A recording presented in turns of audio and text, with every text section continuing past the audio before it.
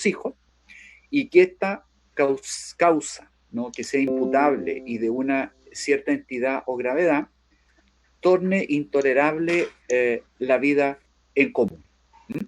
Ahora,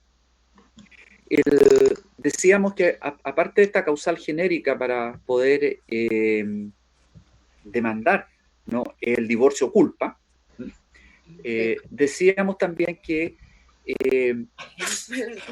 existen, ¿no?, causales específicas, un catálogo de causales para demandar el divorcio culpa, pero en el evento en que no alcancen los medios probatorios como para acreditar algunas de estas causales, como por ejemplo la conducta homosexual, por ejemplo, ¿no?, o el atentado grave en contra de la parte física o psíquica de uno de los cónyuges, etcétera, las causales que vimos con anterioridad y que están reguladas en la ley de matrimonio civil. Entonces nos queda la posibilidad de demandar el divorcio por la causal genérica, o bien, ¿no?, esperar el plazo que vamos a ver más adelante, tal vez para entablar una demanda de divorcio unilateral o remedio, ¿no? Entonces existen varias posibilidades. Ahora, el tema de las causales del divorcio culpa, sin lugar a duda, dice relación con un elemento de prueba, más que nada. Si bien es cierto que en materia de tribunales de familia o procedimientos ante los tribunales de familia, el proceso es desformalizado, obviamente que existen ciertas limitaciones porque independientemente de que ambas partes presenten testigos, ambos cónyuges presenten testigos, ¿no?, finalmente existen otros principios que están por sobre la prueba que se rinda, como por ejemplo el principio del interés superior del niño, con la cual un juez de familia puede de alguna u otra forma, ¿no?, alterar, digamos, la decisión, ¿no? Que, por ejemplo, si estuviéramos en una prueba, en un procedimiento de una prueba legal y tasada, ¿no?, en donde, como ustedes bien saben, en materia civil, que lo que se asimila un poco a materia de juzgado de familia, ¿no?, a veces los testigos primero se pesan, luego se cuentan, ¿no?, y luego se le da mayor credibilidad a aquellos testigos que sean número menor, ¿no?, tengan ciertas características que sean más creíbles, digamos, para el juez, ¿no? Bueno, aquí en el procedimiento de familia no ocurre eso. Por lo tanto, lo que ustedes tienen que tener presente en el evento de que el día de mañana vayan a demandar un divorcio culpa es que deben contar con los medios de prueba suficientes como para hacer convicción al juez. No se olviden que el juez en los procedimientos de familia falla conforme a las reglas de la sana crítica.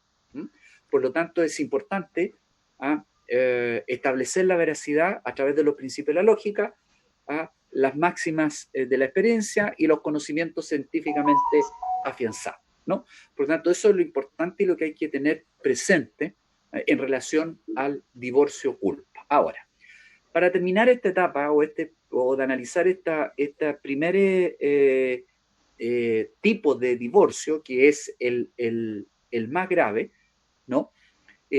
Les quiero hacer presente la siguiente situación que me parece que fue tal vez, y que obviamente también no la afirman y señalan otros autores del derecho de familia, ¿de acuerdo? No solamente yo, ¿no? Que es la siguiente, ¿no? Cuando nosotros vimos la separación judicial por culpa, que es parecido al divorcio por culpa, y lo dijimos en su oportunidad, ¿no? Al momento en que el juez dicta la sentencia y decreta esta separación judicial por culpa, el juez tiene que dejar constancia, ¿no?, del nombre del cónyuge que dio lugar a la separación para los efectos de naturaleza sucesoria que traiga consigo esto, de acuerdo al artículo 35 de la Ley de Matrimonio Civil. Ahora, eso sucede, ¿no?, en la procedimiento de una separación judicial por culpa. Ahora, una vez que el juez decreta el divorcio por culpa, ¿no?, los excónyuges entonces pierden los derechos sucesorios derivados del matrimonio, ¿ya? ¿Y por qué pierde los derechos derivados del matrimonio? Porque a diferencia de la separación judicial por culpa, en el divorcio por culpa, el divorcio pone término al matrimonio. Por lo tanto, los cónyuges ahora se entienden como excónyuges y por lo tanto ninguno de los dos tendrá derecho sucesorio respecto a la sucesión del otro, porque perdió la calidad de cónyuge porque desapareció el matrimonio. Entonces, en esta circunstancia, el legislador no exigió al juez de familia que dejara constancia en la subinscripción matrimonial el nombre del culpable y la causal que dio motivo al divorcio, en este caso, ¿no? Entonces, ¿cuál es el problema que se suscita a raíz de la situación del divorcio por culpa, ¿no? Que el legislador en relación al divorcio no consideró una situación muy importante y esencial, ¿cuál es el siguiente? Para que me sigan la idea, ¿no? Cuando el juez decreta el divorcio por culpa, o sea, por una causal grave, ¿m? Que es imputable a uno de los cónyuges y que torna intolerable la vida en común. Piensen, por ejemplo, en el caso de la violencia reiterada que ejerce el marido contra la mujer. ¿M? Y violencia no solamente psicológica, no solamente la trata mal, sino que además le pega. ¿M? Entonces nos encontramos en este caso frente a un marido que es violento. Entonces, ¿qué es lo que no consideró el legislador al momento de exigir en el divorcio que se dejara constancia del cónyuge culpable, el nombre del cónyuge culpable y la causal, ¿no? Que una vez que se decreta el divorcio, ese hombre, ¿no?, que es maltratador, va a pasar a tener la calidad de divorciado. Y por lo tanto, en calidad de divorciado, no va a tener ningún impedimento para volver a casarse. ¿Y cuál es el problema acá? Que su futuro cónyuge no va a saber cuál fue la causal invocada por la cual se concedió el divorcio por culpa anterior, ¿ya? Y uno se pregunta entonces, ¿no? En esta hipótesis, en donde tenemos un marido maltratador, en donde toma unas copas de más, y por lo tanto le empieza a pegar a su mujer, ¿no? Yo les pregunto a ustedes si esta causal se dejara constancia al margen de la subinscripción matrimonial, ¿sí? Y si él vuelve a entablar una relación sentimental y le pide matrimonio a una nueva señorita, ¿no? Si esa señorita sabe o llega a saber la causal por la cual se decretó el divorcio anterior, obviamente tal vez lo pensaría dos veces. Porque una cosa es el pololeo idílico y otra cosa es ya estar casado, ¿no? Entonces, lo que la mayoría de los autores del derecho de familia en Chile critican es que así como el legislador exigió esta situación o esta subinscripción en el caso de la separación judicial por culpa, también debe haber exigido la misma obligación del juez de familia respecto del divorcio por culpa. Eso es la crítica que se le hace, ¿no?, respecto de esta situación, ¿no?, que no está regulado en el divorcio por culpa, y esto puede, sin lugar a duda, no ser no transparente y poco claro si el causante del divorcio, el cónyuge culpable, vuelve a contraer nuevas nupcias, porque el divorcio por culpa no lo inhabilita para volver a contraer matrimonio, ¿no? Esa es la crítica que se le hace. Bien, con eso entonces dejamos cerrado el tema del divorcio por culpa.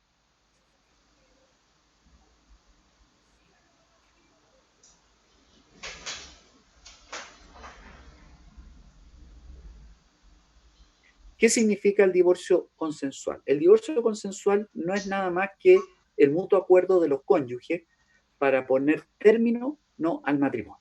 O sea, aquí la verdad es que los cónyuges están de acuerdo en divorciarse. Estiman que ya el matrimonio no da para más, la convivencia tampoco, que tampoco puede existir la posibilidad de una reconciliación, y en consecuencia ambos se ponen de acuerdo a través de sus abogados para los efectos de ir a un divorcio consensual. La pregunta es, ¿en qué situaciones o en qué casos se produce el divorcio consensual? ¿No? La verdad es que la experiencia que yo tengo no es mucha en tribunales de familia. Yo ya les dije que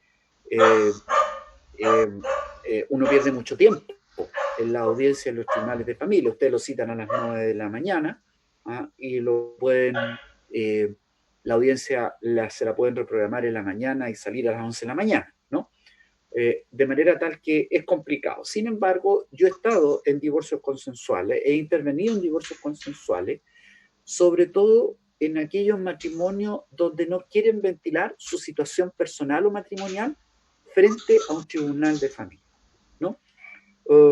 Solamente les doy como ejemplo que hace tiempo atrás yo intervine en un divorcio que fue, más o menos se demoró como 4 meses, ¿no? Respecto de un médico. No voy a decir los nombres ni nada, ni tampoco voy a contar, porque es un médico muy conocido y famoso en Arica.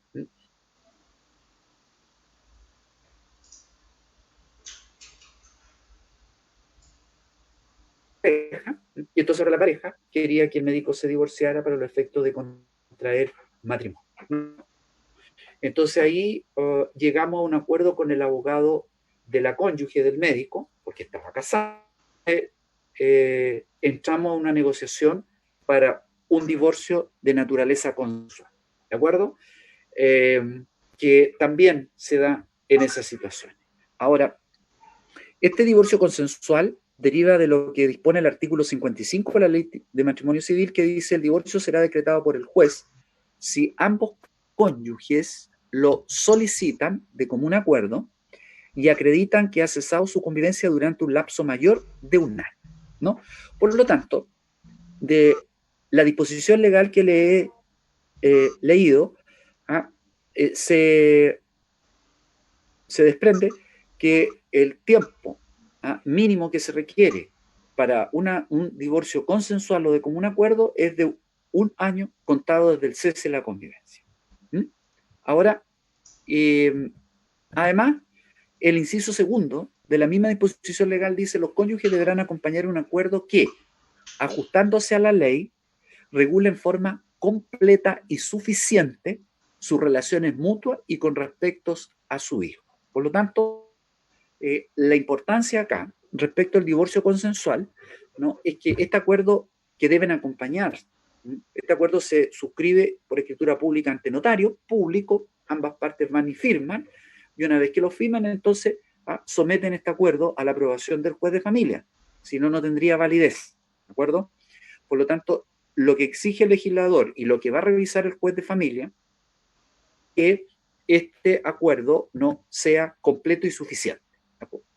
Ahora, eso es lo que dispone la ley y lo que exige la ley. Por lo tanto, ¿cuáles son los requisitos para que proceda la acción de divorcio consensual? Primero, la solicitud de ambos cónyuges acompañada de un acuerdo regulador de sus relaciones mutuas y para con los hijos, si es que los hay. Y segundo, la acreditación del cese de la convivencia por un periodo superior a 1 año. Esos son los 2 requisitos esenciales para que proceda este divorcio consensual, ¿no? Veamos primero, ¿no?, el requisito de la solicitud de ambos cónyuges acompañado de un acuerdo regulador de sus relaciones mutuas y para con sus hijos. Es un acuerdo de voluntades, ¿no?, de los cónyuges que lo presentan al momento de la demanda de divorcio y que está relacionada con la titularidad de la acción.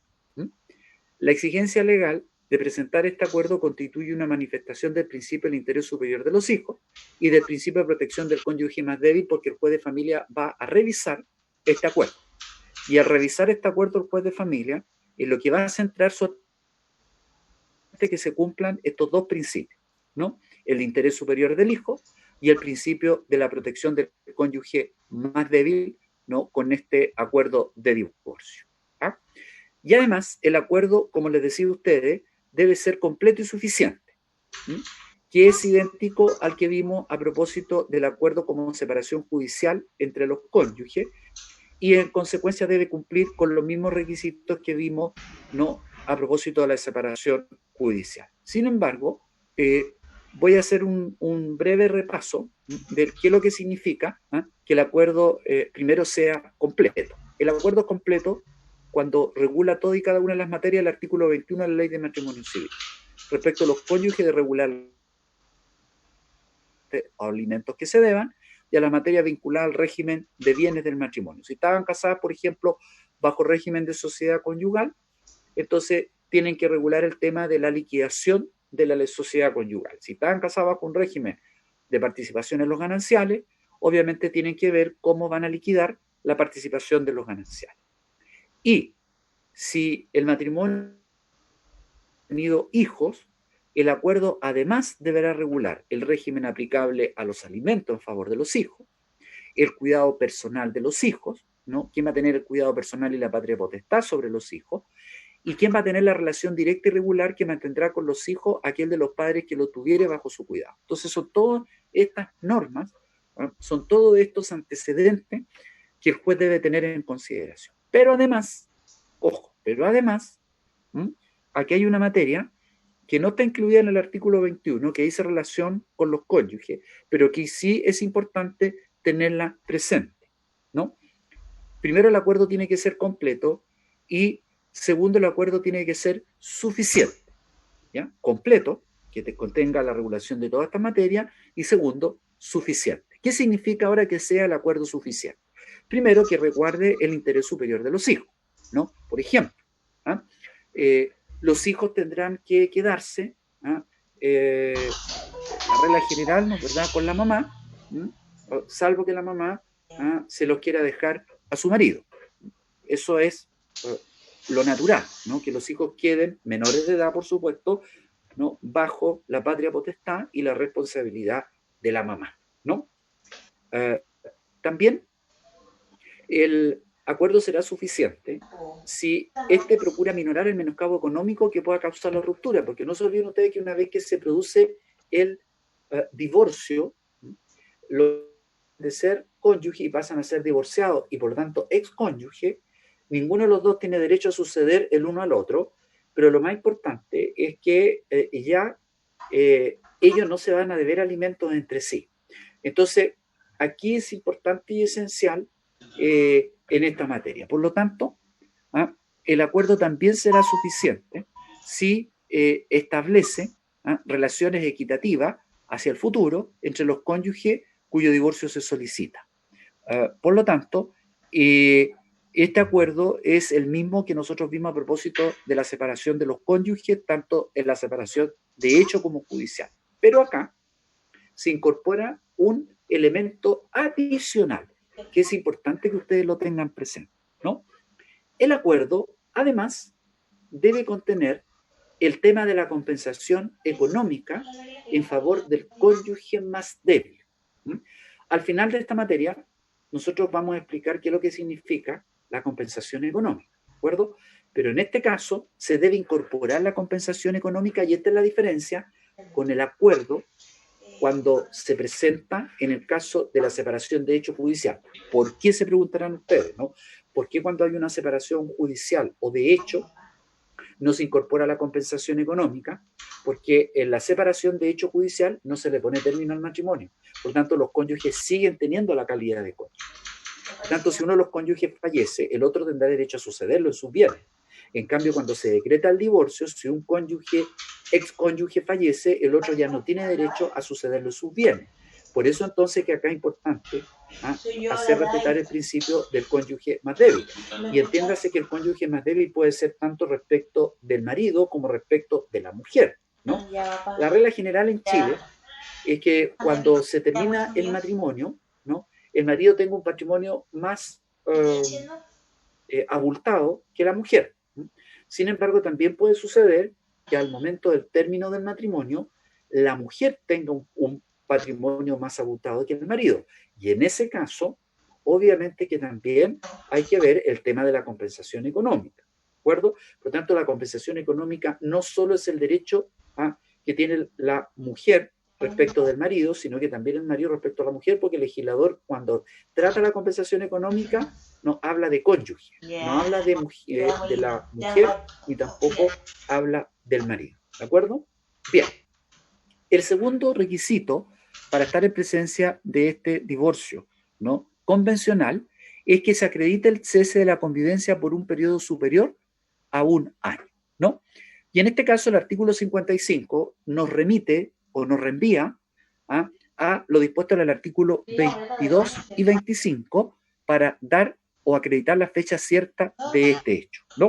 Y a propósito del artículo 22 y 25, acuérdense que este dice relación con o la sentencia, ¿no?, que decreta la separación de hecho judicial, o la escritura pública, o la escritura de transacción, o cualquiera su inscripción que se haga no en alguna inscripción en algún registro público. Eso serviría para acreditar, ¿no?, el cese de la convivencia por un periodo superior a un año. Ese es, en principio, esta situación, ¿no? Ahora, el plazo, que es de un año, que no puede ser interrumpido por la reanudación de la vida en común y requiere el ánimo de los cónyuges de no permanecer juntos. Por lo tanto, es ininterrumpido. ¿De acuerdo? Ahora, pregunta, ¿los cónyuges pueden solicitar conjuntamente al juez que dé por acreditado el plazo de un año exigido del cese de la convivencia? Y esto es sumamente importante. ¿De acuerdo? Porque normalmente nos vamos a encontrar con la siguiente situación. Cuando hay un divorcio de común acuerdo convencional, es que las partes primero están separadas hace mucho tiempo, ya no hay ninguna posibilidad de la reanudación de la vida en común. En el caso que yo les cuento, ¿no?, el profesional estaba viviendo en Arica y la señora estaba viviendo en otra ciudad hace más de 15 años que estaban separados, pero sin embargo estaban casados, ¿no? Entonces, claramente, en la mayoría de estos casos, que se llega a un divorcio convencional, no va a haber una sentencia que previamente haya decretado la separación, de hecho, la separación judicial. Entonces, la pregunta es, en este acuerdo que van a redactar los cónyuges, en una escritura pública ante un notario, ante una notaría, normalmente, ellos en la misma escritura pueden hacer una declaración diciendo, ¿no?, que han cesado la convivencia por más de un año. Ese es el tema que hay que tener presente. Ahora, la ley 19.968 sobre tribunales de familia otorga a los cónyuges que actúan de consuno el poder solicitar al juez en la audiencia preparatoria tener por acreditados ciertos hechos sobre los cuales no se discutirá, que son lo que se llaman las convenciones probatorias. ¿De acuerdo? Ahora, el juez entonces dará su aprobación siempre que la convención sea una manifestación de un consentimiento libre, voluntario, con pleno conocimiento de los efectos, que no sea contraria a derecho y que tenga especial consideración al interés de los menores y, como dijimos, a la protección del cónyuge menor. Por lo tanto, la respuesta a esta interrogante es la siguiente, ¿no? Sí. Sí. En el acuerdo que sea completo y suficiente, se puede incorporar una cláusula donde ambos cónyuges declaren que han cesado la convivencia por más de un año. Pero al momento de llevarlo a la aprobación, el juez les va a preguntar, el juez de familia les va a preguntar, ¿no?, si esa declaración la hicieron libre y espontáneamente, y los cónyuges tendrán que reconocer que sí. Y además que si la hicieron con pleno conocimiento de los efectos que produce esta declaración, en que ambos cónyuges no reconocen que han cesado la convivencia por más de un año, y obviamente los cónyuges también tienen que decir que sí. ¿De acuerdo? Ese es el punto. Ahora, la ley 19.947, que es la ley de matrimonio civil, estableció los medios a través de los cuales este, ¿no?, acuerdo adquiere fecha cierta, pero al ser la ley 19.968 posterior, podría permitirse esa circunstancia, y yo les digo que en la práctica sí los jueces lo permiten.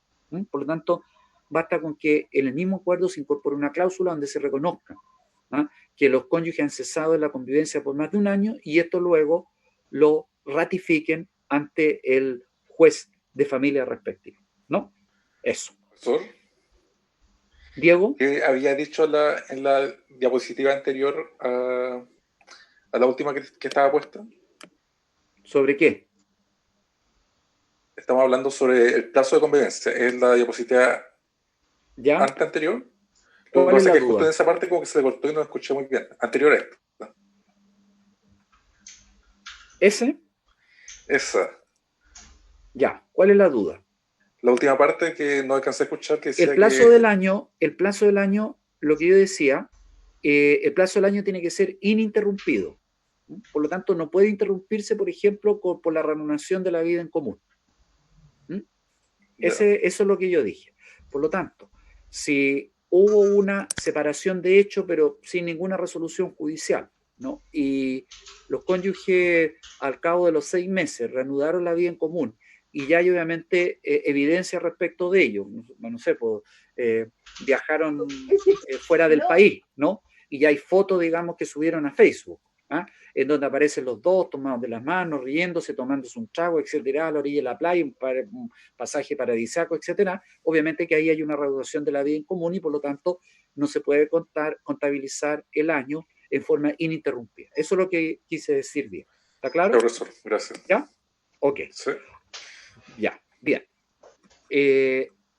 Entonces, este es el tema de que les decía a ustedes del divorcio no de común acuerdo, ¿no? Y yo les decía que la experiencia indica, y les vuelvo a reiterar, ¿no? Que este divorcio de común acuerdo se da en aquellas parejas que tienen, que no quieren, independientemente de la actividad que ellos realicen, si son profesionales o no son profesionales, da lo mismo, pero este divorcio se recomienda respecto de aquellas parejas que no quieren ventilar su problema respecto de terceros. Por lo tanto, es, como les decía a ustedes, ¿no? Un acuerdo que redactan los abogados. Hay acuerdos tipos que manejan las notarías, pero independientemente de acuerdos más, acuerdos menos, lo importante es que uno tiene que preguntarse lo primero. Uno, ¿no? ¿Solamente hay cónyuge? Sí.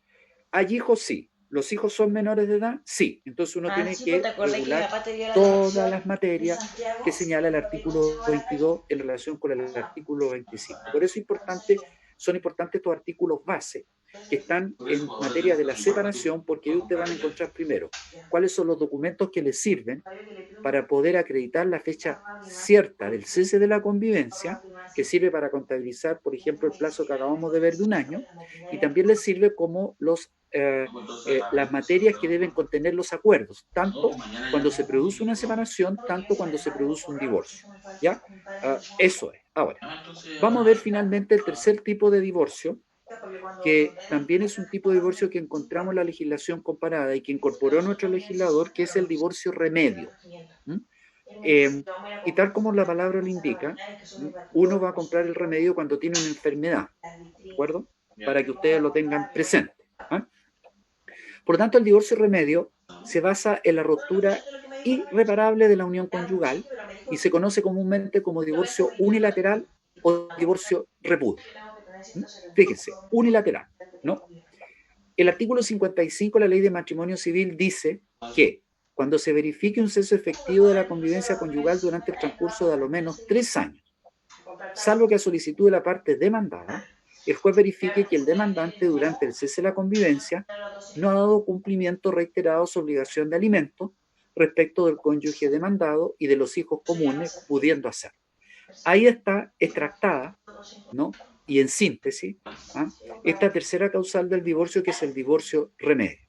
Por lo tanto, se supone que ya los cónyuges, en mantenerse casados y mantenerse unidos bajo el vínculo matrimonial, ya ha pasado a ser una enfermedad, es una situación irreparable. Ya no lo pueden, ¿no, verdad?, aceptar unos con otros, ya no quieren seguir casados, pero también puede ocurrir en este caso que uno de ellos no quiera darle el divorcio convencional al otro. Y por lo tanto, frente a esta situación, se termina con la enfermedad para uno. Estoy haciendo una analogía, por supuesto. Yo no quiero que ustedes piensen que el matrimonio es una enfermedad, no, al contrario, ¿no? El matrimonio es una institución muy importante y también un sacramento, ¿no?, para la Iglesia Católica. Lo que quiero decir es que cuando la relación matrimonial se ha vuelto intolerable, y que normalmente se produce esto cuando ha habido violencia entre los cónyuges, cuando la mujer ha aguantado, cuando el marido le ha sido infiel a la mujer o la mujer le ha sido infiel al marido, y por lo tanto salieron o terminaron heridos de esta relación matrimonial. y por lo tanto no quieren ningún acercamiento. ¿No? Ese más o menos es la situación. Yo le he dicho que en algunos casos yo me he detenido a mirar, ¿no? Cómo salen las parejas ahí del edificio de mediación que hay en Patricio Lynch entre San Marco con Sotomayor, ¿m? Y cuando la pareja sale de la mediación, ustedes ven cómo se gritan de una esquina a otra y se dicen improperio. Mi papá. Y a veces utilizan a los hijos para los efectos de presionar al otro cónyuge. O sea, ustedes ahí claramente dicen aquí, obviamente el divorcio va a terminar con un divorcio remedio y no con un divorcio de común acuerdo entre los cónyuges. O sea, la cosa y la relación y la comunidad de vida está rota, está mala. O la mujer no quiere saber nada del marido o el marido tampoco quiere saber nada de la mujer. Por lo tanto, acá, aquí los elementos, a diferencia del divorcio convencional, está en el plazo y también, ¿no?, en el pago de los alimentos. ¿Ya? El plazo anterior era de 1 año, porque es de común acuerdo, y aquí es de 3 años. Ahora, ¿cuáles son los requisitos para que proceda la acción de divorcio, remedio, unilateral o repudio? Primero, se requiere el cese efectivo de la convivencia. Segundo, que este cese efectivo de la convivencia se haya producido por un periodo mínimo de 3 años. Y tercero, cumpliendo el demandante, ¿no? El demandante, ojo, el actor, de su obligación de proporcionar alimento al otro cónyuge y para con los hijos comunes, pudiendo hacerlo. ¿De acuerdo? Y eso es importante, porque si el cónyuge demandante no tiene los medios económicos suficientes para hacerlo, obviamente se le perdona, ¿no?, este punto. Pero si el cónyuge tenía medios para hacerlo y no lo hizo, entonces cae en esta causal. Ahora, es importante señalar que aquí el legislador estableció, porque también va a ser objeto de consulta cuando ustedes empiecen a hacer su práctica en la corporación, que les van a decir, bueno, pero el periodo para poder demandar el divorcio en contra de mi cónyuge tiene que ser hasta 3 años o como mínimo 3 años. Y la respuesta tiene que ser clara y contundente. O sea, por lo menos tiene que haber cesado la convivencia a lo menos 3 años. ¿Ya? Bien, ahora, analicemos cada uno de estos elementos del divorcio. Primero vamos a ver o vamos a explicar el cese efectivo de la convivencia, ¿no? El legislador entonces resalta, recalca, exige que debe ser un cese efectivo. No basta que estén físicamente, se precisa un animus separationis, ¿no? O sea, lo que les quiero decir, o sea, no basta que el marido haya dejado a la mujer porque tenía que ir a trabajar al extranjero y se iba a ausentar por 6 meses o por 1 año, sino que además se requiere y se exige que exista un ánimo separation, ¿no? Ahora, mientras exista este ánimo, pueden vivir bajo el mismo techo sin que haya verdadera convivencia, ¿no? Y es lo que yo les decía, que ocurre en algunas situaciones en donde fácilmente se puede apreciar que las parejas tienen este ánimo separación, pero viven en la misma casa. Ocurre mucho en la ciudad, ¿ya? Y a todo nivel social. Entonces, no les vaya a ustedes a sorprender, ¿no?, de que vaya una persona a verlos a la corporación, ¿no?, y les diga que lleva más de 3 años separada de su marido, algunas veces hasta 10 o 15 años, y que por lo tanto quiere demandar el divorcio, y ustedes le van a preguntar, bueno, ¿y actualmente dónde vive su marido? ¿No? En la misma casa vivimos los dos. Entonces van a decir, ¿pero cómo? ¿Cómo va a mandar el divorcio? Ahora, hay que tener cuidado. ¿Por qué? Porque pueden vivir físicamente en la misma casa, pero si tienen este ánimo, ¿no?, de separarse y de terminar su vínculo matrimonial, también se acepta inclusive por la jurisprudencia, ¿no? Yo en clases anteriores también se lo he señalado, ¿no? Ahora, ¿cuáles son las hipótesis en que se produce el cese de la convivencia? Primero, si los cónyuges dejan de vivir bajo un mismo techo, que normalmente ocurre, que es la regla general. Si los cónyuges viven juntos, pero como perfectos extraños y hostiles, no hay convivencia matrimonial calificada, no hay una comunidad de vida, un objetivo proyecto de vida en común, ¿no? Y yo les decía que en muchas situaciones ambos cónyuges, no obstante estar separados ni querer verse, viven en la misma casa por una situación, o en el mismo techo, o en el mismo domicilio por una situación de naturaleza económica. O sea que si uno se va, tendría que vivir en la calle. Entonces, para quien no vive en la calle, entonces viven ambos en la misma casa, pero haciendo vidas separadas. ¿Cuál es la excepción? Hay convivencia si los cónyuges viven en inmuebles distintos, pero continúan con un proyecto común, con todos los deberes y las obligaciones del matrimonio. Entonces, eso siempre uno tiene que tenerlo presente. ¿Ah? En todo caso, el juez de familia tendrá que ponderar esta situación. Ahora, les quiero señalar, respecto a este primer requisito, cuál es la opinión del autor Javier Barrientos Grandón sobre el cese efectivo y la convivencia conyugal. Porque ustedes me van a ver en algunas materias que les voy a colocar la opinión del profesor Javier Barrientos Grandón, porque este profesor fue uno de los primeros profesores de Derecho de Familia en Chile, que empezó a escribir sobre este nuevo modelo de matrimonio con el divorcio, inclusive cuando estaba en tramitaciones proyectos de ley, de la actual ley de matrimonio civil, que consagraba el divorcio vincular en Chile, ¿no? Por eso, y de ello, digamos, es la importancia. Podríamos decir que es un autor con mucha trayectoria y con mucha experiencia, ¿no?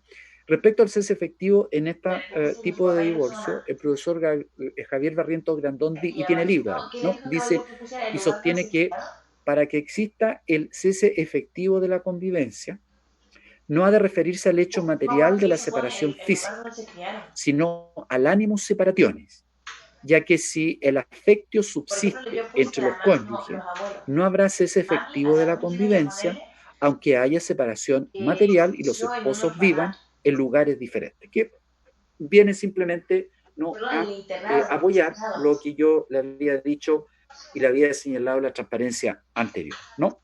Ahora, si falta este afectio, tendrá lugar técnicamente el cese de la convivencia, aunque convivan los esposos bajo el mismo techo, ¿no? O sea, simplemente viene a reafirmar lo que habíamos visto, lo que habíamos dicho, ¿no?, anteriormente. Ahora, en cuanto al cese de la convivencia, hay que distinguir, de acuerdo con la nueva ley de matrimonio civil, en relación a los matrimonios celebrados con antelación a la entrada en vigencia de la ley antes del 18 de noviembre del 2004 y respecto a los matrimonios celebrados a partir de esta fecha, ¿ya? ¿Por qué se preguntarán ustedes? ¿No? Porque existen matrimonios de personas que no tenían los medios económicos suficientes como para demandar la nulidad de matrimonio y pagarle a un abogado para que les tramitara una nulidad de matrimonio bajo el antiguo sistema de la incompetencia del oficial de registro civil. Esto es antes del año 2004. Y simplemente cuando entró en vigencia la nueva ley de matrimonio civil, ambos cónyuges se mantuvieron, ¿no?, viviendo separados, ¿no?, muchas veces nuevamente con pareja y con hijos, ¿no? Y llevan 10 o 15 años no separados. Entonces la ley previó esta situación en relación al cese de la convivencia. Ahora, el cómputo del plazo del cese de la convivencia y matrimonio celebrado antes del 18 de noviembre del año 2004, el legislador estableció que no rige la limitación de los artículos 22 y 25 de la ley de matrimonio civil, o sea, la obligación de acreditar el cese de la convivencia de acuerdo a estos instrumentos que ya nosotros vimos en su oportunidad. Esto descansa en el artículo segundo transitorio de la ley de matrimonio civil. Por lo tanto, no tiene esta limitación. Por lo tanto, en estos casos de los matrimonios cuyo cese de la convivencia se produjo antes del 18 de noviembre del año 2004, fecha de entrada en vigencia de la nueva ley de matrimonio civil, este cese puede acreditarse por otros medios de prueba distintos a los consignados en el artículo 22 y 25, por ejemplo, a través de instrumento privado, prueba de testigo, etc. Ahora, el juez de familia, en este caso, estimará que no se ha acreditado el cese de la convivencia si los medios de prueba aportados al proceso no le permiten formarse plena convicción sobre ese hecho. Y esto es un elemento muy importante porque no se olviden ustedes que el juez tiene que apreciar los medios de prueba de acuerdo a la regla de la sana crítica. Por lo tanto, tiene que haber un convencimiento del juez de familia que efectivamente la convivencia no cesó a través de la evidencia que presentan las partes en el procedimiento de familia. Ahora, ¿Cuál es la limitación en relación a la presentación de las pruebas para este cese de convivencia? ¿No? Que la prueba confesional no será suficiente para acreditar la fecha de cese de la convivencia entre los cónyuges. ¿Mm? El artículo primero transitorio, regla tercera, número 7, lo señala la ley de matrimonio civil. Por lo tanto, si ustedes, bajo esta circunstancia, esta causal, pretenden solicitar la declaración de su contraparte en un juicio de familia, ello no va a ser prueba suficiente, por lo tanto tienen que acompañarla con otro tipo de prueba. ¿Ok? Ahora, cómputo del plazo del cese de la convivencia y matrimonio celebrado a partir del 18 de noviembre del año 2004, o sea, bajo la vigencia de la nueva ley. Aquí hay que hacer una distinción previamente, ¿no? Si hay acuerdo escrito entre los cónyuges y si no hay acuerdo entre los cónyuges acerca de la fecha en que cesó la convivencia. Si hay acuerdo escrito, si hay una sentencia de la separación de hecho judicial, si hay un acuerdo de acuerdo a los instrumentos del artículo 22 y 25 de la ley de matrimonio civil, obviamente ahí está claramente ya preconstituida de la fecha en que se produjo el cese de la convivencia. Entonces, el problema se produce en el caso en que no exista ninguna evidencia, ningún acuerdo del cese de la convivencia. Por lo tanto, si hay acuerdo escrito entre los cónyuges, la fecha en que cesó la convivencia será expresada en alguno de los siguientes documentos: por la escritura pública, acta extendida y protocolizada ante notario público, en acta extendida ante un oficial de registro civil, o la transacción aprobada judicialmente, de acuerdo al artículo 22 de la ley de matrimonio civil. Y adicionalmente, si el cumplimiento del acuerdo requiere una inscripción, su inscripción o anotación en un registro público se tendrá por fecha del cese de la convivencia aquella en que se cumpla tal formalidad. Por ejemplo, si estaban casados los cónyuges del régimen de sociedad conyugal y liquidaron ello con un acuerdo de la sociedad conyugal y esto lo subinscribieron al margen de la inscripción matrimonial, obviamente eso también servirá para acreditar, ¿no?, la fecha del cese de la convivencia. Esto sí hay acuerdo entre los cónyuges. Pero si no hay acuerdo entre los cónyuges acerca de la fecha en que cesó la convivencia, entonces esta se deduce de los siguientes actos realizados por uno solo de los cónyuges. Primero, a partir de la notificación de la demanda en el caso del artículo 23 de la separación, y si no mediando acuerdo ni demanda entre los cónyuges, uno de ellos ha expresado su voluntad de poner fin a la convivencia a través de cualquiera de los instrumentos señalados en las letras A y B del artículo 22, vale decir escritura pública, acta extendida y protocolizada, ¿no?, ante notario público, o acta extendida ante un oficial de registro civil, o dejando constancia de dicha intención ante el juzgado correspondiente y que se notifique al otro cónyuge. Eso también no se olviden que es importante, ¿no? Y eso es importante en el caso, por ejemplo, del abandono del hogar común, que es una institución que, como les dije anteriormente, ya existía en Chile y que hoy día se iguala o se asimila a la separación de hechos. Vale decir, cuando un cónyuge toma su maleta y se va de la casa. Entonces, antiguamente, cuando existían los jueces de menores, que era el equivalente a los jueces de familia, entonces lo que hacía la mujer o el marido, según fuera el caso, es que iba corriendo a una comisaría y dejaba constancia en la comisaría de que su marido o su mujer había abandonado el hogar común, ¿no? Y luego entonces eso le servía para acreditar, obviamente, el abandono y el cese de la convivencia, ¿de acuerdo? Ahora, sin embargo, hoy día, bajo la actual legislación, ya los carabineros no le dejan esa constancia. Por lo tanto, si ustedes se encuentran con alguna consulta de alguna persona, ya sea la corporación, que le dice, no es verdad que el marido se fue de la casa porque encontró a otra, porque estaba viviendo, tenía otra hace mucho tiempo, no es verdad que se fue a vivir con la otra, no, a tal casa, entonces la única posibilidad de dejar constancia, ¿no?, del abandono del hogar común que hizo el marido es inmediatamente, ¿no?, hacer una presentación ante el juez de familia, ¿de acuerdo? Y ahí quedará la constancia. Por lo tanto, lo que antiguamente era Carabineros de Chile y el libro, ¿no es verdad?, de constancia, hoy día se reemplazó por el juez de familia. Entonces, también se puede hacer de esa forma, ¿de acuerdo? Bien, en tales casos, entonces, se tratará de una gestión voluntaria y se podrá comparecer personalmente ante el juez de familia, dejando constancia, ¿no?, de esta situación o de este abandono. Veamos alguna jurisprudencia relacionada sobre esta materia. Por ejemplo, Corte de Apelaciones de San Miguel del año 2003 dice: el juzgado de familia rechaza la demanda de divorcio por estimar que no se acreditó el cese de la convivencia por alguna de las formas que indican los artículos 22 y 25 de la Ley de Matrimonio Civil. La Corte de Apelaciones concluye que el acta de audiencia de formalización ante el juez de garantía en que se constata que los cónyuges viven separados da fecha cierta al cese de la convivencia, ¿no? Ahora, en este caso particular, déjenme contarles lo siguiente o explicarles lo siguiente, ¿no?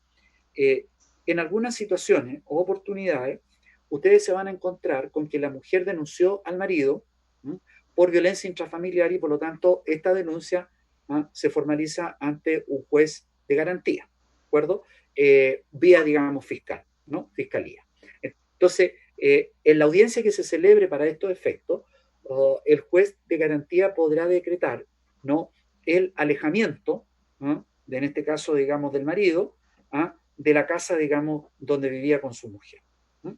Y por lo tanto, a contar de esa audiencia, también sirve, aparte de los medios del artículo 22-25, para acreditar, ¿ah?, el cese de la convivencia. También es importante, interesante esta situación. Ustedes deben saber que no toda la violencia intrafamiliar llegan a la fiscalía o al procedimiento penal. Hay algunas violencias intrafamiliar que solamente quedan como medidas, ¿no?, preventivas de seguridad que se tramitan ante un juez de familia, ¿de acuerdo? Dependiendo de la gravedad de la entidad y la gravedad, ¿ah?, es que se ciñe al procedimiento de familia, ¿ah?, o bien se ciñen ante el procedimiento penal, ¿no?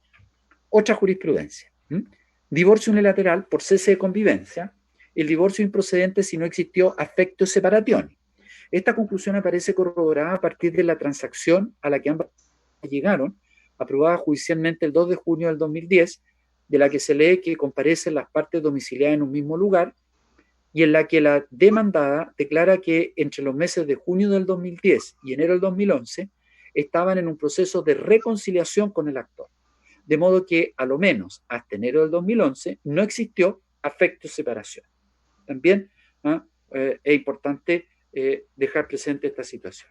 Otra jurisprudencia, Corte de Apelaciones de San Miguel del 2013, dice en su parte pertinente, dice, el demandante estuvo detenido en numerosas oportunidades, no pudo haber existido el encuentro casual que señala una de las testigos, sin que ello signifique la intención de reanudación del vínculo matrimonial. Elemento que para estos sentenciadores resulta suficiente para tener por acreditados los presupuestos del artículo 55 de la ley 19.947. Y en consecuencia declarar el divorcio de las partes, por lo que nada aconseja mantener el vínculo matrimonial, teniendo presente además que como se manifestara en la vista de la causa, la demandada mantiene o mantuvo otra convivencia, producto de la cual tiene un hijo de 11 años. ¿No? Este es un señor, ¿no?, que pasaba detenido en la cárcel, ¿no?, que la mujer en un momento lo fue a ver, ¿no?, al marido a la cárcel, y después tuvo un encuentro casual, entonces uno de los testigos dijo, bueno, aquí hubo, ¿no?, un intento, ¿no?, de reanudar la vida en común, pero la verdad es que no, porque la otra evidencia, como por ejemplo el que la cónyuge, ¿no?, había tenido un hijo con otra persona, obviamente servía para demostrar y acreditar que el afecto no existía, ¿no? No existía, digamos, el afecto de mantener la relación matrimonial. Y el segundo requisito de esta tercera causal es que el cese de la convivencia se haya producido por un periodo mínimo de 3 años, no máximo de 3 años. ¿De acuerdo? Y al igual que el divorcio consensual que vimos anteriormente, el plazo de 3 años se computará según lo dispuesto en el artículo 22-25 y no debe ser interrumpido por la reanudación de la vida en común. Ahora, cumpliendo el tercer requisito es que cumpliendo, dice el demandante, de su obligación de proporcionar alimento al otro cónyuge y para con los hijos en común, pudiendo hacerlo, dice la parte final de esa causa. Por lo tanto, esta causal implica que el incumplimiento reiterado de esta obligación otorga la posibilidad al demandado de enervar la acción. Y aquí el legislador exige que el incumplimiento sea reiterado de la obligación. Al efecto, es importante hacer presente que el profesor Gonzalo Figueroa Yáñez, que paz descanse, dice que los alimentos debieron haberse establecido o aprobado por sentencia judicial para configurarse la causal que autoriza al juez para rechazar la demanda de divorcio. ¿Ya? Esto es importante y esencial tenerlo presente, ¿no? Porque aquí lo que el profesor Gonzalo Figueroa quiere señalar que en algunas circunstancias o situaciones ustedes se van a encontrar con consulta, en donde previamente ha existido un acuerdo entre los cónyuges, en donde en ese acuerdo se han fijado alimentos. Estos son alimentos voluntarios, o sea, no han sido fijados ni tampoco sancionados por el juez. En muchas oportunidades los cónyuges se separan, tienen hijos en común y se separan en buena. Entonces, lo que uno le aconseja cuando recibe un consejo, cuando recibe, perdón, una consulta, es que si están en buena, la mujer inmediatamente lleva al marido a una notaría y fijen, ¿no?, los alimentos en favor de los hijos menores y también una forma de pago, etcétera, ¿no? Entonces, lo que quiere decir el profesor Figueroa Yáñez es que si hay acuerdo, si hay alimentos voluntarios a través de un acuerdo, y vamos a suponer que el alimentante no cumplió con el pago de estos alimentos, este incumplimiento no serviría para derribar este tercer requisito de incumplimiento reiterado del pago de la pensión de alimentos. Por lo tanto, para el profesor Figueroa Yáñez, estos alimentos tienen que haber sido decretados a través de una sentencia judicial, ¿no? Y lo dice, en sentencia de la Corte de Apelaciones de Santiago del 9 de julio del 2008, revocó la sentencia de primera instancia y acogió la demanda de divorcio, pues a la fecha en que se presentó la demanda de divorcio, el 26 de agosto del 2005, no existía ninguna pensión decretada, ¿no?, a favor de la cónyuge que pudiera dar lugar al incumplimiento reiterado de una obligación alimenticia. ¿Ya? Por lo tanto, este es un caso, ¿no?, el que señala el profesor Figueroa Yáñez, en donde la pareja fijó alimentos voluntarios, como el alimentante, que era el marido, no cumplió, entonces ella, no, habiendo transcurrido el plazo de los 3 años, lo demandó de divorcio, y el marido, perdón, demandó divorcio a la cónyuge, y la cónyuge le opuso esta excepción para iniciar la acción diciendo: oye, pero si tú fijaste alimentos voluntarios, no has cumplido con el pago de los alimentos, entonces tiene que rechazarse la demanda. El juez de familia acogió esta excepción y por lo tanto rechazó la demanda de divorcio, pero la Corte de Apelaciones, conociendo por vía del recurso de apelación, la revocó y dijo, en este caso, ¿no es verdad?, que para estos efectos lo que exige el legislador es que existan alimentos forzosos, o sea, alimentos determinados a través de una sentencia judicial por un juez de familia, y no alimentos voluntarios. Y eso también hay que tenerlo presente al momento de su ejercicio profesional. Ahora, pregunta respecto de este tercer requisito, ¿no? ¿Sobre quién recae el onus probandi respecto del cumplimiento o incumplimiento de la obligación de alimentos? Al respecto, no existe una norma especial en la ley de matrimonio civil, por lo tanto aplicaremos la regla general del artículo 1698 del Código Civil, ¿de acuerdo?, que es la regla general del onus probandi. Ahora, además, reiterada jurisprudencia reconoce al cónyuge demandado la posibilidad de enervar la acción de divorcio, pidiendo al juez que verifique que el actor, durante el cese de la convivencia, no ha dado cumplimiento reiterado a su obligación en calidad de alimentante. La excepción perentoria debe ser alegada por el cónyuge afectado, y el peso de la prueba del artículo 1698 corresponderá al actor, ¿no? El que tiene que probar que él demandó, y tiene que probar además que está al día con el pago de la pensión de alimentos. Sobre él recae entonces el peso de la prueba. Y ustedes tienen el fallo, ¿no?, que se deduce esta idea de la Corte de Apelaciones de Concepción. Son 2 fallos, el rol 1314 del 2007 y 1724 también del 2007, que reitera lo mismo. Aquí hay una jurisprudencia reiterada al respecto, ¿no? El actor, ¿no es verdad?, por lo tanto, dice esta causal que haya cumplido, ¿no?, con su obligación alimenticia respecto de su cónyuge y su hijo, y la causal exige un incumplimiento no reiterado de la obligación, ¿no? Jurisprudencia. Dice: si bien la norma transcrita emplea la conjunción copulativa y, dando a entender que debe haber incumplimiento respecto de ambos alimentarios, la finalidad de la disposición, cuál es sancionar la infracción a la obligación de socorro, y el principio de protección al cónyuge más débil, que debe siempre ser respetado en estas materias, conduce necesariamente a concluir que corresponde igualmente desestimar la demanda, sea que el incumplimiento haya sido con el cónyuge o con los hijos comunes. Y yo les quiero hacer presente acá lo siguiente, que es muy importante, ¿no? Cuando se produce la separación, se van a fijar alimentos en favor del cónyuge y de los hijos. Entonces puede ser que el demandante alegue y diga, si yo he cumplido el pago de los alimentos en favor de mis hijos. Sí, pero si no ha cumplido enteramente el pago de los alimentos, haciéndolo, circunscribiéndolo solo a los hijos, pero no a la cónyuge, también obviamente procede, ¿no?, el rechazo de la demanda de divorcio. Entonces, eso es lo importante y es esencial tenerlo presente. Ahora, otro fallo respecto a esta misma materia, ¿no? Este de la Corte Suprema del año 2014 dice, divorcio unilateral, dice, rechazó, ¿no?, la demanda de divorcio por incumplimiento del deber de alimento. Se advierte que para rechazar la demanda de divorcio, el tribunal tuvo en consideración que no se acreditó el pago de las pensiones alimenticias a la que estaba condenado el demandante, por lo que hizo aplicación del artículo 55 en comento. Eso es lo que quiere señalar, como les decía a ustedes, que el onus probandi está en manos del demandante y no del demandado. ¿Onus probandi de qué? De que el demandante tiene que acreditar al momento de presentar la demanda, si ha sido condenado a alimentos, que está al día en el pago de la pensión de alimentos. Si no, la demandada le va a enervar la acción y decir, pido el rechazo de la demanda de divorcio porque el alimentante y el demandante no están al día con el pago de la pensión de alimentos, que es muy importante. Por lo tanto, ¿no?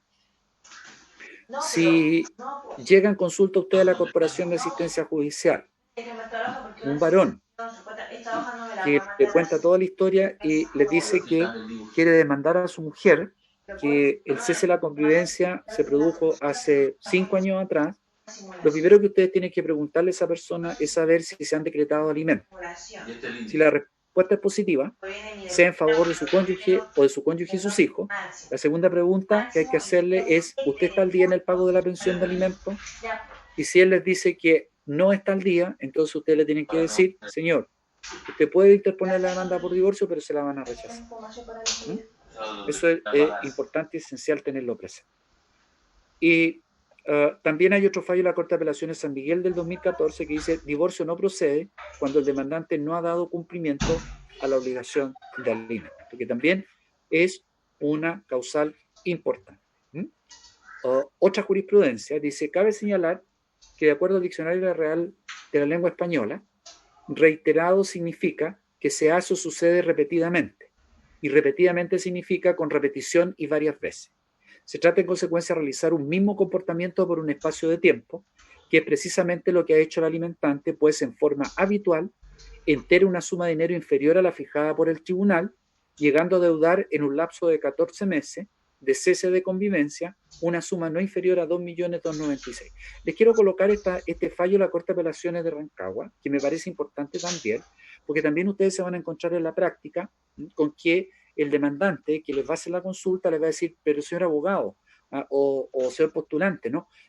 Pero si yo he pagado la pensión de alimentos, ya, pero el pago ha sido íntegro, no, porque mire, yo tenía que pagar 300.000 pesos y un mes pagué 150, ya, y al otro mes tuve que pagar 200, ya, pero ¿pagó completamente? No. Entonces también hay un incumplimiento de la obligación de alimentos cuando el pago es parcial, ¿de acuerdo?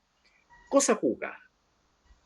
¿Qué sucede si la demanda de divorcio hubiese sido rechazada por incumplimiento reiterado del actor de su obligación de pagar los alimentos que debía al cónyuge demandado o a los hijos comunes, ¿no? Suele suceder, no es común, pero suele suceder que cuando un abogado patrocina una demanda de divorcio de esta naturaleza, o sea, de divorcio no unilateral, y presenta la demanda, suele suceder que el abogado de la parte demandada, que es el abogado de la mujer, lo ponga esta excepción perentoria y le diga, mire, la demanda de divorcio tiene que ser rechazada, toda vez no es verdad que el demandante fue por resolución tanto, en causa tanto, ¿no? Condenado al pago de la pensión de alimentos y de acuerdo al certificado que yo acompaño, él se encuentra adeudando a la fecha la suma de tanto por concepto de alimento atrasado. Entonces, puede ser obviamente que esa demanda termine en un rechazo de la demanda de divorcio, porque el demandante, primero, no estaba al día en el pago de la pensión de alimentos, y en segundo lugar, no logró acreditar durante el juicio que efectivamente se había puesto al día o había pagado o tenía el pago al día de los alimentos. Entonces, si esa demanda de divorcio no es rechazada por esta causal, ¿no? ¿Qué sucede? La acción podría renovarse con posterioridad, transcurrido un nuevo plazo de 3 años de cese efectivo de la convivencia, dentro del cual se haya cumplido con la obligación de alimento. Y esto es importante también tenerlo presente, ¿ya? Por lo tanto, ¿no? Si ya tenemos nosotros una sentencia firme y ejecutoriada en la cual se rechazó la demanda de divorcio, ¿eh? Porque la persona no había dado cumplimiento a la obligación de alimento, y han transcurrido 6 meses y nuevamente va donde el abogado y dice, oiga, yo quiero volver a demandar porque ahora sí que estoy al día en el pago de la pensión de alimentos, ¿cuál es la respuesta de ustedes? Decir, tenemos que esperar el plazo de los 3 años. ¿De acuerdo? O sea, se renueva nuevamente el plazo de los 3 años y tendría que esperar este plazo para volver a demandar el divorcio. Bien. ¿Alguna pregunta, alguna duda sobre esta materia? ¿Sobre los 3 tipos de divorcio? ¿Algún comentario?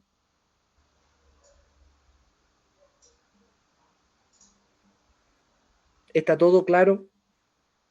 Bueno, si les surge alguna duda, entonces no se olviden que mañana tenemos una hora en que nos vamos a contactar para los efectos de absorber cualquier consulta.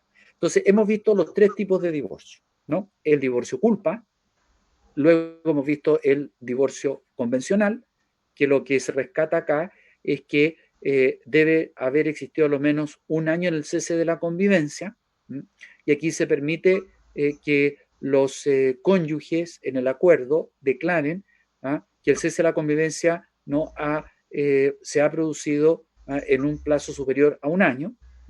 Y luego tenemos, y acabamos de ver, ¿no?, el divorcio unilateral o el divorcio remedio, que exige para estos efectos, cuando uno de los cónyuges demanda al otro de divorcio, hay que tener presente 2 elementos importantes en esta clase de divorcio.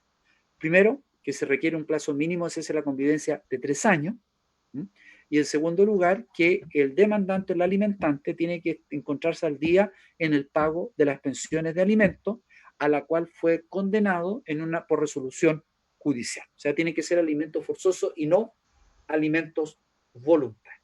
¿De acuerdo? Ahora, terminado de ver estos 3 tipos de divorcio, vamos a ver la titularidad y el ejercicio de la acción de divorcio, ¿no? En primer lugar, la regla general es que la acción pertenece exclusivamente a los cónyuges, y en principio, cualquiera de ellas puede demandar el divorcio, de acuerdo al artículo 56. ¿Qué va a querer mi vida? Sin embargo, no se olviden que aquí hay una excepción cuando se invoca la causal del artículo 54, o sea, el divorcio culpa-sanción. El que tiene la titularidad de la acción es el cónyuge inocente, o sea, aquel que no dio lugar al divorcio por su culpa. Entonces es el único que tiene la titularidad en la acción. Ahora, ¿cuáles son las características de la acción de divorcio que se desprenden los artículos 56, 57 y 58 de la Ley de Matrimonio Civil? Primero, como decíamos en la transparencia anterior, es una acción personalísima porque solo le compete a los cónyuges. Y en el caso de los incapaces y el disipador interdicto, estos pueden actuar por sí mismos o ya sea representado. Segundo, es irrenunciable e imprescriptible y no se extingue por el mero transcurso del tiempo, pero se extingue por la muerte de uno de los cónyuges. ¿Por qué? Porque si muere uno de los cónyuges, obviamente el matrimonio termina por la muerte natural y no por el divorcio. Ahora, ¿qué sucede si fallece uno de los cónyuges entre la fecha en que se entabla la acción y antes de dictarse la sentencia? Vamos a suponer, ¿no?, que uno de los cónyuges demandó al otro de divorcio, se está en plena tramitación del divorcio y cualquiera de los 2 cónyuges fallece. Entonces, en ese caso no procede a dictar sentencia porque se terminó el matrimonio por muerte natural de uno de los cónyuges. Esto es lo mismo lo que sucede con el estado civil. Yo puedo tener un estado civil, y esa es la regla general igual, Esto es lo mismo lo que sucede, con la adquisición del derecho de propiedad.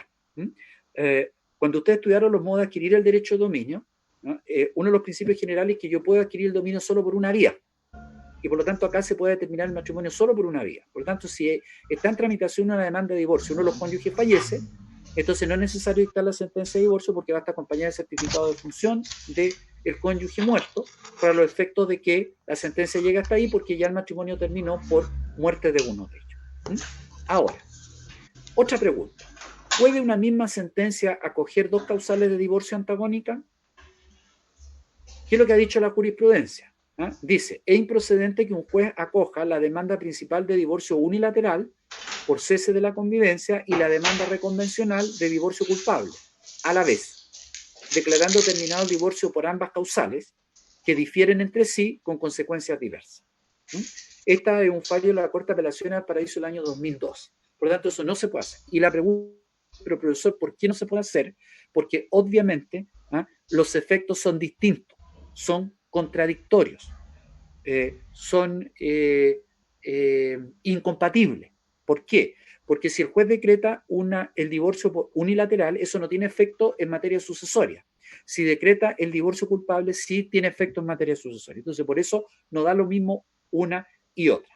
También es importante tenerlo presente. Y finalmente, vamos a ver los efectos del divorcio, ¿no? La cuarta causal que nosotros estamos analizando es la causal de término del divorcio. ¿De acuerdo? El matrimonio termina. La cuarta causal es la sentencia firme de divorcio de término del matrimonio. Entonces, nosotros hemos estudiado la muerte natural, la muerte presunta, la sentencia de nulidad y la sentencia de divorcio. Entonces, ahora vamos a ver qué efecto produce la sentencia de divorcio. Primero, entre los cónyuges, el efecto del divorcio se produce desde que quede ejecutoriada la sentencia que lo declare. Ustedes saben que una sentencia queda firme y ejecutoriada cuando ya no hay, o no se han presentado los recursos, o se ha presentado fuera de plazo, o se presentaron los recursos y todos fueron resueltos. Ahí tenemos la sentencia firme y ejecutoriada y desde ese momento produce efecto entre los cónyuges. Respecto a los terceros, la sentencia producirá efecto del momento en que quede ejecutoriada y se subinscriba al margen de la respectiva inscripción matrimonial. Y solo desde ese momento será oponible a los terceros. Por lo tanto, si la sentencia que declara el divorcio no se subinscribe, solo va a producir efectos respecto de los cónyuges, más no respecto a los terceros. Pregunta, ¿pero qué efectos tiene, profesor, esa situación? El efecto es que si la sentencia no se subinscribe y uno de los cónyuges contrata con un tercero, también comprometerá el patrimonio del otro cónyuge, porque se entiende que este divorcio es inoponible, ¿no?, al tercero. Por eso entonces, una vez que se obtenga la sentencia de divorcio y esta quede firme y ejecutoriada, lo primero que se tiene que hacer es pedir que se subinscriba al margen de la inscripción matrimonial para que esta produzca efecto respecto de los terceros. Ahora, veamos entonces primero, vimos el momento en que el divorcio produce efecto entre los cónyuges respecto a terceros. Ahora vamos a ver cuáles son los efectos que produce el divorcio entre los cónyuges. Primero, los cónyuges adquieren el estado civil de divorciado. Por lo tanto, hoy día la ley crea un nuevo estado civil. Tal como el que dijimos separado judicialmente, hoy día está el estado civil de divorciado. Segundo, los cónyuges quedan habilitados para contraer un matrimonio y recuperan el ius connubii, que es el derecho a casarse, con la limitación del impedimento de la guardia y las segundas nupcias que vimos en su oportunidad, ¿no? Si la mujer está embarazada, necesita una autorización para volver a casarse. Y si la mujer tiene hijo de presente matrimonio bajo patria potestad tutela y curatela, necesita hacer o confeccionar el inventario para volver a casarse, ¿no? Esas son las limitaciones. Tercero, subsiste el parentesco por afinidad con los parientes consanguíneos del otro cónyuge, porque acuérdense que el artículo 31 dice que parentesco no por afinidad es aquel que tiene entre dos cónyuges que están o han estado casados. Y ahí entonces se incluye esta hipótesis. Cuarto, pueden solicitar al juez durante el juicio de divorcio la liquidación de la sociedad conyugal o el régimen de participación en los gananciales. Esta es una materia absolutamente controvertible, ¿ya? Y yo les anticipo al tiro lo siguiente para que ustedes no vayan a meter las patas. La pregunta es, al momento que uno interpone la demanda de divorcio, ¿no?, y si los cónyuges están casados bajo régimen de sociedad conyugal o participación en los gananciales, ¿puede pedirle al juez de familia que liquide la sociedad conyugal o el régimen de prisión en los gananciales? Sí lo puede hacer, no está prohibido al juez de familia. Pero el juez de familia va a dictar una resolución y va a decir que estas materias están entregadas, de acuerdo al artículo 227 del Código Orgánico de Tribunales, no a un juez árbitro. Y por lo tanto le va a decir, vaya usted a un juez árbitro o bien liquide usted de común acuerdo la sociedad conyugal o el régimen de participación en los gananciales. Por lo tanto, normalmente los jueces de familia van a rechazar esta posibilidad, ¿ya? Así que ustedes tienen que ver la jurisprudencia al respecto. Ahora, Quinto, desaparecen las obligaciones y derechos recíprocos contra los cónyuges que emanaban del matrimonio que terminó, obviamente. Ya no hay ni deber de fidelidad, ni de socorro, ni de respeto, etcétera, porque ya dejan de tener la calidad de cónyuge. Sexto, permite revocar la donación realizada al otro cónyuge que acusó el divorcio por adulterio, sedicia atroz, atentado contra la vida del otro u otro crimen de similar gravedad. Si hay donaciones realizadas al otro cónyuge, por causas del matrimonio, estas obviamente las puede revocar el cónyuge donante respecto al cónyuge donatario solamente por estas causas. La sedicia atroz la vamos a ver cuando estudiamos derechos sucesores. Ahí están las causas, artículos 959 y siguiente del Código Civil. Séptimo, se extingue la obligación y derecho de carácter patrimonial entre cónyuges fundados en el matrimonio. Octavo, los derechos sucesorios de los cónyuges nacidos en el matrimonio desaparecen. ¿Por qué desaparecen? Porque como termina el matrimonio, termina la calidad de cónyuge y pasan a ser excónyuge y por lo tanto pierden el derecho a suceder al otro. Noveno efecto, cesa el derecho de alimento porque ya dejan de tener la calidad de cónyuge de acuerdo a lo que establece el artículo 321 del Código Civil que establece las causales de alimento. Undécimo, el antiguo cónyuge tiene derecho, si es propietario, a pedir la desafectación de un bien familiar. ¿Por qué? Porque ya se puso término al matrimonio y supuestamente terminó la familia. Por lo tanto, puede pedir la desafectación del bien familiar. Y procede la compensación económica, que es una excepción a la extinción de la obligación y derecho de carácter patrimonial, si cumple con los requisitos del artículo 61 de la Ley de Matrimonio Civil. Esos son los efectos respecto de los cónyuges. Veamos ahora los efectos del divorcio que produce en relación a los hijos, si es que los hubo durante el matrimonio. En primer lugar, y es lo más importante, el divorcio no altera la filiación ya determinada. Por lo tanto, si le dijo que era de filiación matrimonial, serán de filiación, siendo filiación matrimonial. Ya les dije en clases anteriores que la única importancia que le digo que sean de filiación matrimonial es que es la presunción de paternidad. Nada más. Y segundo, no exime a los padres de sus obligaciones para con los hijos, ya que éstas nacen del hecho de la procreación y no del matrimonio. Por lo tanto, una de las obligaciones que permanece es el derecho de alimento que los hijos tienen para demandar a uno de sus padres.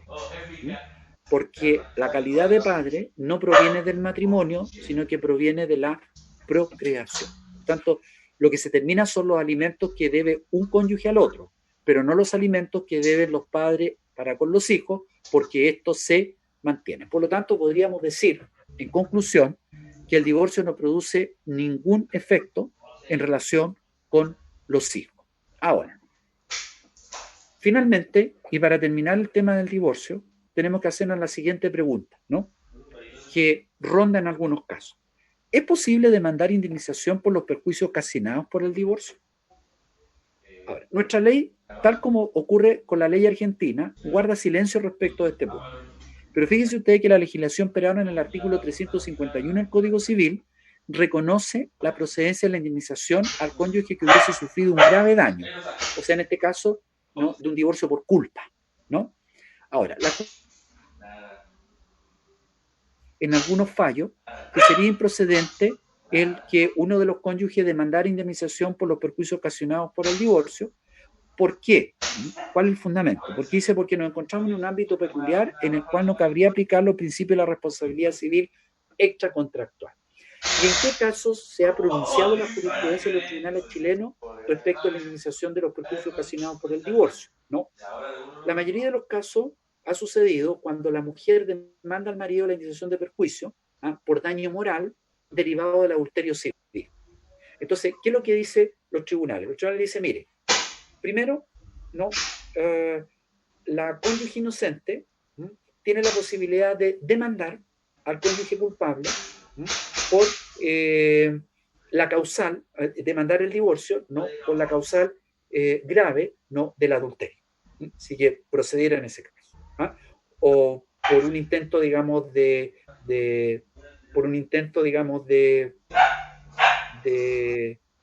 asesinar al otro cónyuge.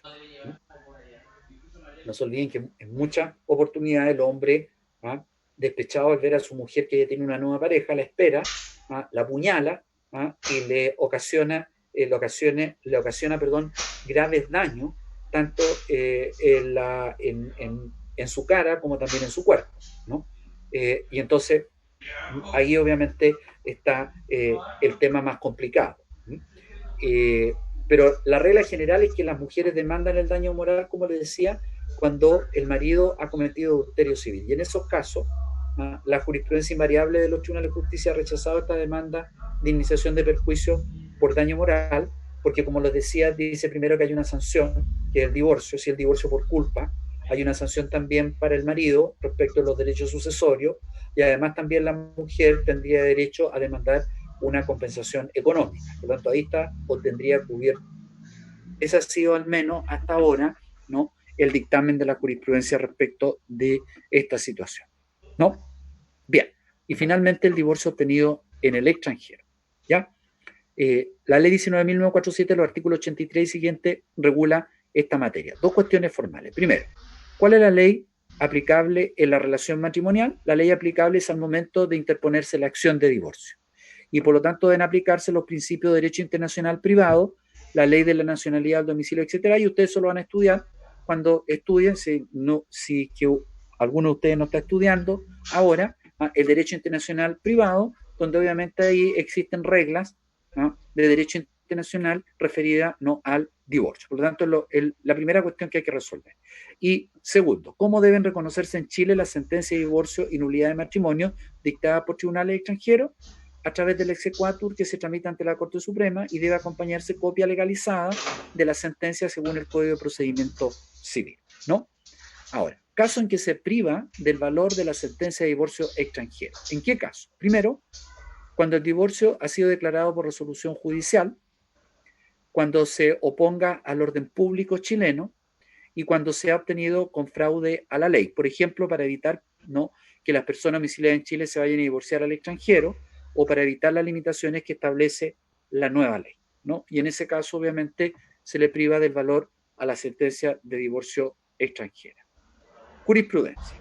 Corte Suprema del año 2015 dice: si la sentencia cuyo exequatur se pide no contraviene las leyes de la República, ni tampoco se opone a la jurisdicción nacional, significa la disolución del vínculo por una causal homologable a alguna de las previstas por el ordenamiento jurídico nacional, según la normativa actualmente vigente, concurre la exigencia del artículo 245 del Código de Procedimiento Civil y corresponde otorgar el exequatur. Así, la causal invocada para obtener el divorcio en el extranjero dice relación con la figura de un divorcio basado en el fracaso del matrimonio, situación que no difiere en esencia de la regulada en el artículo 55 de la Ley del Matrimonio Civil, en la medida que el divorcio por cese de convivencia lo que constata es el quiebre de la relación conyugal sin indagar en los hechos. Por lo tanto, aquí usted tiene un ejemplo cómo la Corte Suprema ha dado lugar al exequatur y por lo tanto ha reconocido una sentencia de divorcio dictada por tribunal extranjero, siempre y cuando esta sentencia de divorcio, la causal que se haya esgrimido en su oportunidad, sea homologable a alguna de las causales que consagra nuestra legislación.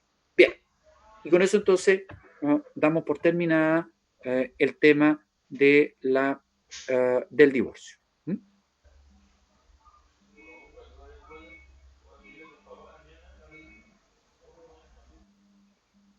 ¿Alguna pregunta?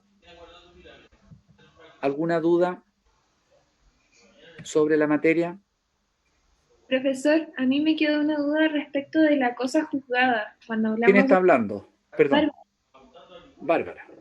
Cuando hablamos del divorcio remedio, o sea, prescribe esa acción por lo de los alimentos, pero no se podría entablar otra demanda, o sea, esa parte no podría llegar con su futura ex esposa a un divorcio consensual o derechamente alegar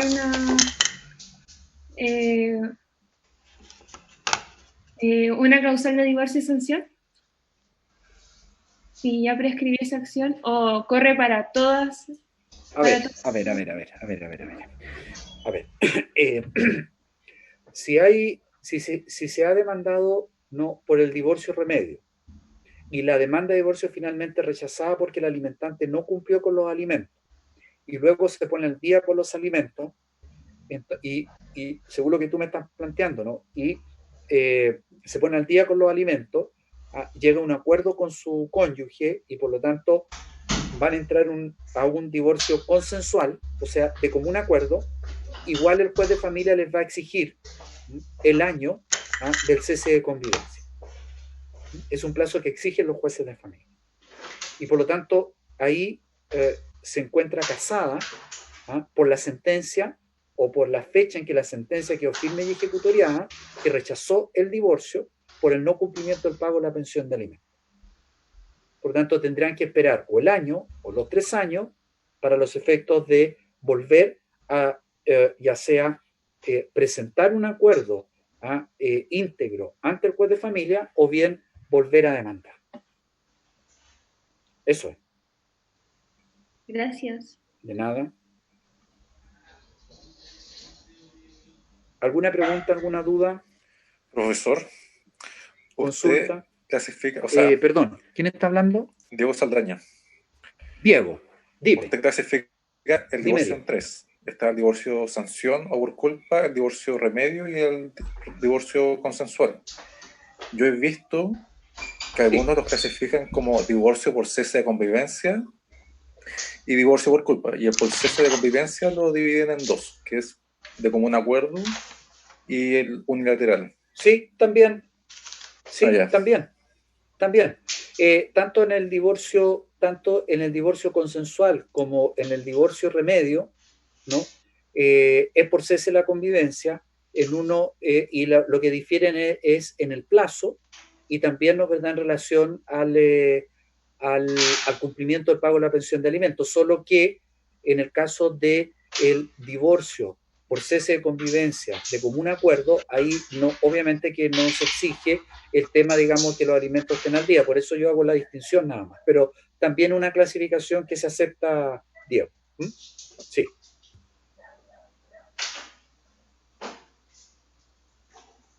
¿Alguna otra pregunta, consulta, duda? Pablo, ¿tienes alguna pregunta?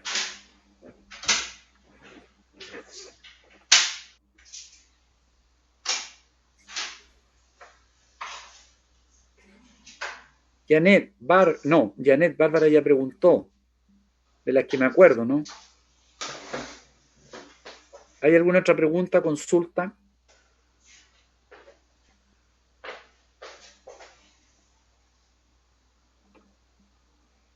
Bien, si les surge alguna duda, entonces pueden preguntarla, digamos, mañana cuando yo me conecte, ¿ok?